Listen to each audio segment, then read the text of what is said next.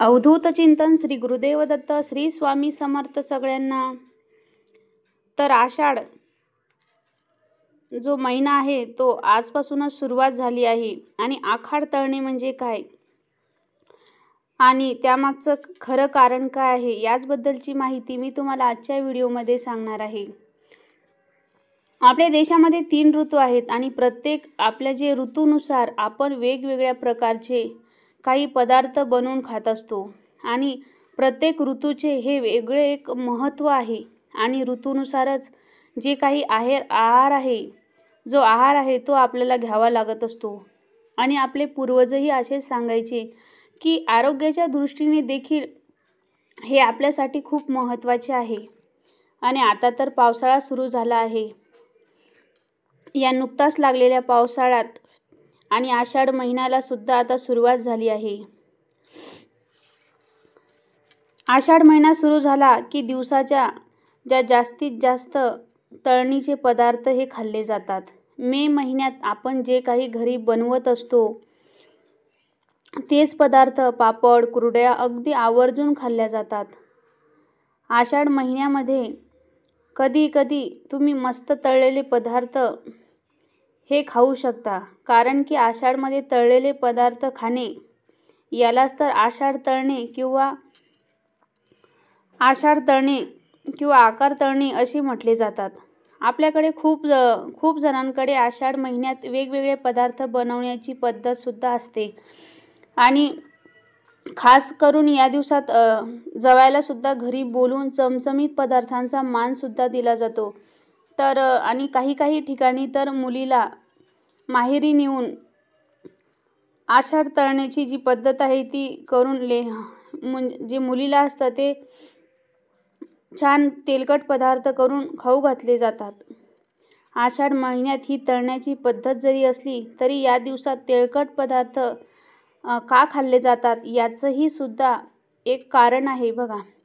आपण सण हे वातावरण आणि आरोग्य याची काळजी घेणारे असतात, त्याचमुळे आपल्याला त्याचं कारण आहे ते सुद्धा आपल्याला माहीत असणे खूप गरजेचे आहे।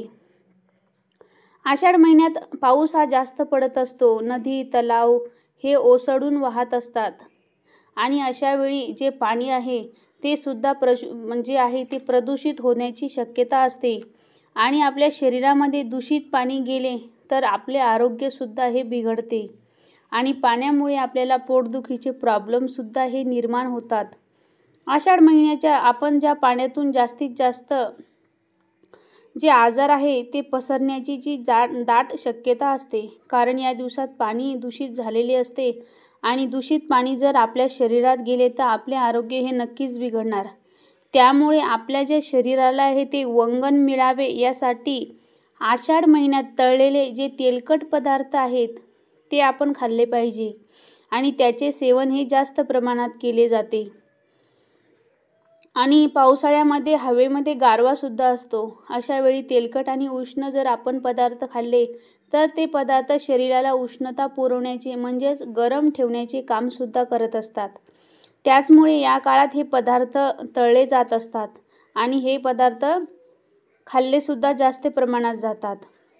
पावसाळ्यात अनेकदा आपल्याला चमचमीत खाण्याची इच्छा सुद्धा होते आणि उन्हाळ्यात आधीच आपण घरामध्ये पापड लोणची अशी भरपूर काही कुरड्या वगैरे ते सर्व काही बनवून ठेवलेलं असतं आणि घरचे पदार्थ आहेत ते तळणीसाठी उत्तमच आहेत।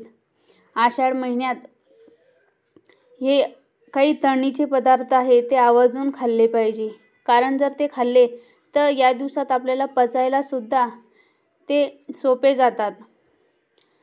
तसेच या श्रावण महिन्यात पाऊस जास्त प्रमाणात असतो आणि त्यामुळे आपल्या वातावरणातील जो थंडावा वाढतो आणि त्याचमुळे आषाढमध्ये आपल्याला पचायला हलके असलेले पदार्थाचे सेवन हे आपण केले पाहिजे।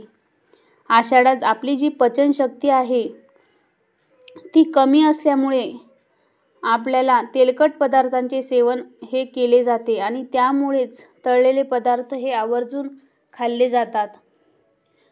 पूर्वीच्या काळी वधूला सासरी चांगले चमचमीत पदार्थ मिळत नसायचे, तिला काहीतरी चांगले खायला मिळावे यासाठी अशा अनेक पदार्थ हे तळले जायचे आणि नंतर तसेच ते श्रावणसुद्धा अनेक व्रतवैकल्यामुळे खाण्यावर निर्बंधसुद्धा येतात आणि त्याचमुळे आषाढ महिन्यामध्ये त्याची कसर ही आहे ती भरून काढण्यात येते.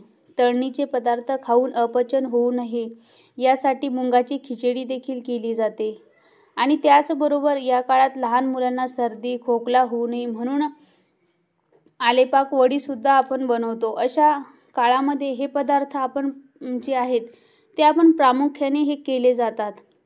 आणि आषाढ महिन्यात आपल्या घरी गोड पुऱ्या, तिखट पुऱ्या, ज्या राजगिऱ्याचे लाडू, काही थालीपीठ, मुंगाची भजी, रव्याचे लाडू, असे अनेक जे भाजणीचे थालीपीठ असते, शंकरपाळे, चकल्या, शेव, गव्हाच्या पिठाचे गुलगुले, असे अनेक जे पदार्थ आहेत ते आपण आवर्जून सुद्धा केले पाहिजे आणि केले सुद्धा जातात. अनेक ठिकाणी हे करतात.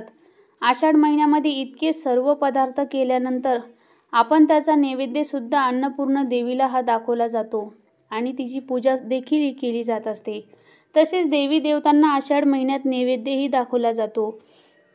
म्हणूनच काय तर आपल्या पूर्वीच्या काळी आरोग्य आणि ह्या सगळ्या ज्या गोष्टी आहेत त्या लक्षात घेत आषाढ महिन्यात हा